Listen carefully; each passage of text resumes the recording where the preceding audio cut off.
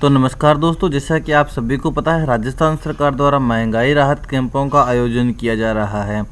अब महंगाई राहत कैंपों में कौन रजिस्ट्रेशन कर सकता है, इसकी क्या प्रोसेस रहेगी, कौन रजिस्ट्रेशन करवा सकता है, इसके बारे में आज की इस वीडियो में हम कम्प्लीटली बात करने वाले हैं। तो हम सबसे पहले यही देख लेते हैं कि हम इसका ऑनलाइन रजिस्ट्रेशन किस प्रकार से कर सकते हैं और कौन से पोर्टल से होगा। तो नमस्कार दोस्तों, मैं सुनील स्वागत करता हूं आपका आपके अपने यूट्यूब चैनल ई मित्र CSC हेल्पलाइन में। तो देखिए दोस्तों, सबसे पहले मैं आपको बता दूं कि इसका जो रजिस्ट्रेशन होने वाला है वो SSO ID से होने वाला है। तो SSO ID मैप की जाएगी। मैप किस प्रकार से की जाएगी, किन की जाएगी, वो हम वीडियो के लास्ट में ही बात करेंगे। तो सबसे पहले हम नामांकन की प्रक्रिया देख लेते हैं। तो इसके लिए सबसे पहले हमें SSO ID ओपन करनी पड़ेगी। यहाँ पे जो भी SSO ID होती है, आपकी SSO ID ओपन करनी पड़ेगी। यहाँ पर हमने SSO ID लगाया और यहाँ पे आपको जो भी SSO ID पासवर्ड होता है वो लगाया, कैप्चर कोड लगाया और इसको लॉगिन किया। जैसे ही आप इसको लॉगिन करोगे तो यहाँ पर आपको कुछ इस प्रकार का डैशबोर्ड देखने को मिलेगा। जो आपकी SSO ID होती है वो वेरीफाइड SSO ID होती है, तभी यहाँ पर लॉगिन हो पाएगी। तो देखिए, यहाँ पर लॉगिन होने के बाद में इस प्रकार का कुछ डैशबोर्ड आपके सामने आ जाएगा। इस प्रकार का डैशबोर्ड आपके सामने आने के बाद में महंगाई राहत कैंप 2023 का यहाँ पर आपको एक आइकन दिखाई देगा इस प्रकार का। तो इस आइकन पे आपको ओके करना होगा। जैसे आप इस आइकन पे ओके कर देते हो, आपके सामने कुछ इस प्रकार का इंटरफेस आ जाएगा जिसमें दिखाई देगा महंगाई राहत कैंप। सबसे पहले हम इसमें बात कर लेते हैं कि हमें कौन कौन सी योजनाओं का बेनिफिट मिलने वाला है। तो यहाँ पे जो 10 योजनाओं का बेनिफिट मिलने वाला है वो योजना आपको यहाँ पे दिखाई दे रही है। इन योजनाओं को 2 कैटेगरियों में बांटा गया है। एक योजना जिसमें जन आधार कार्ड से डायरेक्ट बेनिफिट मिलने वाला है। दूसरी योजना जो जन आधार कार्ड के साथ में उनमें एक जो भी आवश्यक दस्तावेज होता है वो आपको साथ में देना पड़ेगा। जैसे कि लाइट के लिए लाइट का बिल के नंबर साथ में देना पड़ेगा।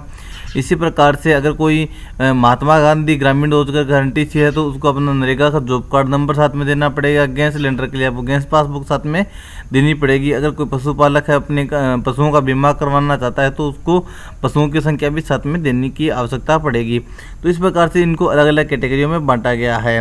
कुछ इस प्रकार का डैशबोर्ड आपके सामने दिखाई दे रहा है। तो हमें सबसे पहले एक नया नामांकन करना है। तो यहाँ पे आपको एक नया नामांकन का डैशबोर्ड भी दिखाई देगा। तो आपको नया नामांकन वाले डैशबोर्ड पे ओके करना होगा। तो कुछ इस प्रकार का इंटरफेस आपके सामने है, आप देख सकते हो, जहाँ पे कुछ प्रिंट हो गए, कुछ प्रिंट नहीं हुए हैं। इस प्रकार के अलग अलग ऑपरेटर के पास में दिखाई देगा। तो यहाँ पे हमने सभी जो है सर्विस देख ली है और जिन जिनका रजिस्ट्रेशन होगा वो आपके पोर्टल में इस प्रकार से शो कर देगा। तो हमें जो नया नामांकन करना है, तो नया नामांकन का हमें एक ऑप्शन दिखाई दे रहा है, इस पे ओके करना है। जैसे ही आप नया नामांकन वाले ऑप्शन पे ओके कर देते हो तो यहाँ पर आपको जन आधार कार्ड नंबर आपकी संख्या मांगी जाती है। तो जो भी आपकी जन आधार कार्ड संख्या है वो उसको डाल करके फेज यानी खोजने वाले ऑप्शन पे ओके करना है। जन आधार कार्ड संख्या है वो चेक करके ही आपको डालनी है। जैसे ही आपने फेज खोजने वाले ऑप्शन पे ओके किया, आपके सामने कुछ जन आधार कार्ड के लाभार्थियों का डिटेल आ जाती है, जिसके अंदर जो मैंने आपको बताया था कि आपको जो भी सदस्य होता है उसका चयन करना है। जो भी सदस्य पास में आया उसको चयन किया, कंटिन्यू वाले ऑप्शन पे ओके किया। तो यहाँ पे जिस सदस्य के नाम से आप रजिस्ट्रेशन कर रहे हो उसी सदस्य को चूज करके ही आपको कंटिन्यू करना होगा। जिससे कि यहाँ पर हम बात करते हैं सबसे पहले पेंशन योजना के बारे में। अगर कोई सामाजिक सुरक्षा पेंशन योजना का एक ही परिवार में 2 लाभार्थी हैं तो दोनों का अलग अलग रजिस्ट्रेशन किया जाएगा। तो ये बात पे आप सभी को ध्यान में रखना है। तो इस प्रकार का आपके सामने आ गया है कैटेगरी 1 और कैटेगरी 2। जैसा कि मैंने आपको बताया था, इनकी अलग अलग सर्विस आ जाएगी।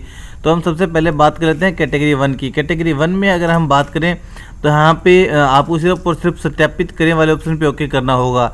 यहाँ पर सिर्फ वही कैटेगरी शो करेगी जिस कैटेगरी के अंदर लाभार्थी है और जो पात्र होगा, सिर्फ और सिर्फ वही कैटेगरी इसके अंदर शो होने वाली है। आपको बस सत्यापित करने वाले ऑप्शन पे ही ओके करना होगा। तो यहाँ पे हमने सत्यापित करने वाले ऑप्शन पे ओके कर दिया। जैसे ही आप यहाँ पे सत्यापित करने वाले ऑप्शन पे ओके कर देते हो, ये आपके सामने जो नीले कलर का है वो ग्रीन हो जाएगा। तो इस प्रकार से आपको जो योजनाएं यहाँ पे दिखाई दे रही है उन सभी योजनाओं को सत्यापित कर देना है।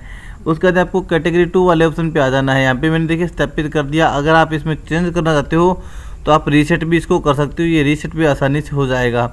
आपको जो योजनाएं दिखाई देगी उन सभी को सत्यापित कर देना है। उसके बाद आपको कैटेगरी 2 वाले ऑप्शन में आना है।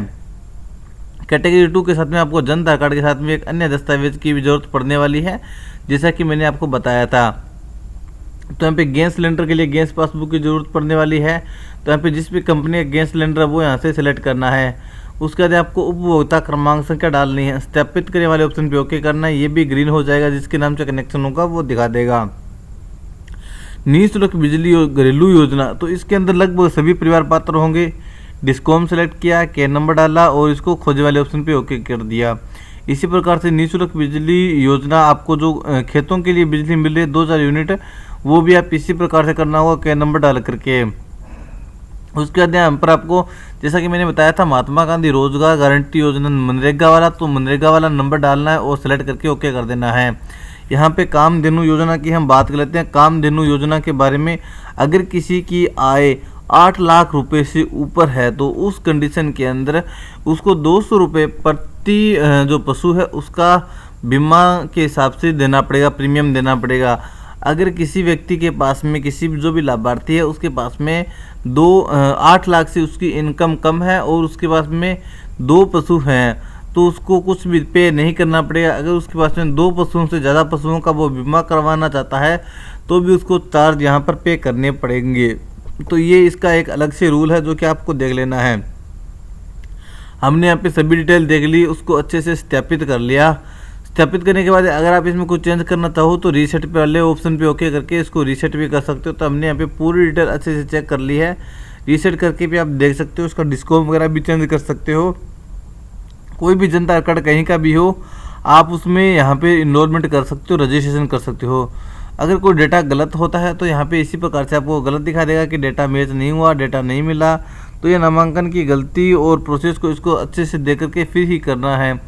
इसके लिए एक अलग से आपके सामने LCD टीवी लगाया जाएगा, जिसके अंदर आप देख सकते हो कि आपकी नामांकन प्रक्रिया किस प्रकार से की जा रही है, आप जिस योजना में पात्र हो उसी के हिसाब से की जा रही है या फिर नहीं की जा रही। सभी को अच्छे से चेक करना है, सबमिट वाले ऑप्शन पे ओके करना है। जैसे ही आप सबमिट वाले ऑप्शन पे ओके कर दोगे, यहाँ पे देखिए नामांकन सफलतापूर्वक कर दिया गया है।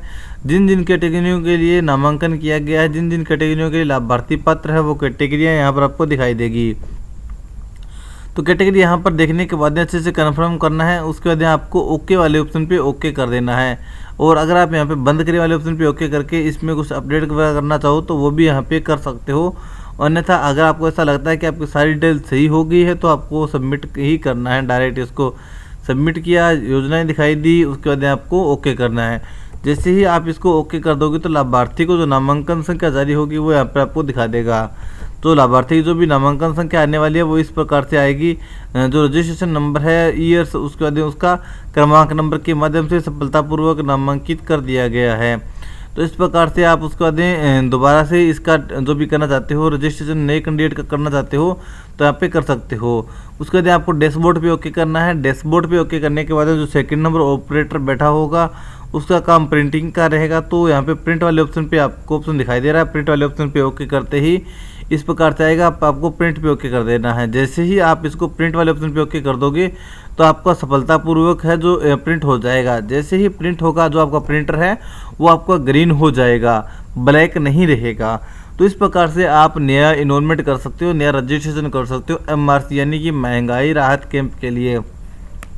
अब हम इसमें बात करें कि इसमें पात्र कौन रहेगा, तो पात्रता की अगर बात करें, इसमें रजिस्ट्रेशन कौन कर सकता है, तो पात्रता की बात की तो इसमें सिर्फ पुराने लाभार्थियों को ही बेनिफिट दिया जाएगा। जैसे कोई कृषि कनेक्शन किसी ने पहले से ले रखा है उसको बेनिफिट मिलेगा।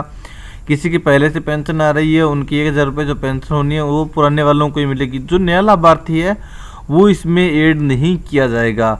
बात करें इसमें इनरोलमेंट कौन कर सकता है, तो इनरोलमेंट इसके अंदर वो व्यक्ति कर सकता है जो DOIT द्वारा ऑथराइज किया जाएगा। जिस ऑपरेटर की ड्यूटी लगाई जाएगी उसकी SSO ID आपकी पंचायत समिति ITOP से मैप की जाएगी। उसके बाद में आपको महंगाई राहत कैंप का आइकन देखने को मिलेगा।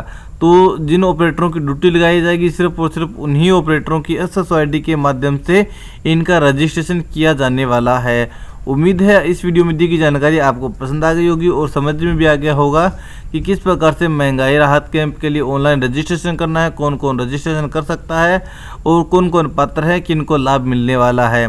अगर आप इसके बारे में कुछ और पूछना चाहते हो तो मुझे कमेंट कीजिए, आपको उस पर एक अलग से वीडियो बना करके दी जाएगी। तो उम्मीद है जानकारी पसंद आ गई होगी और समझ में भी आ गया होगा। तो चलिए मिलते हैं नई वीडियो नई अपडेट के साथ, तब तक के लिए जय हिंद, जय भारत, धन्यवाद।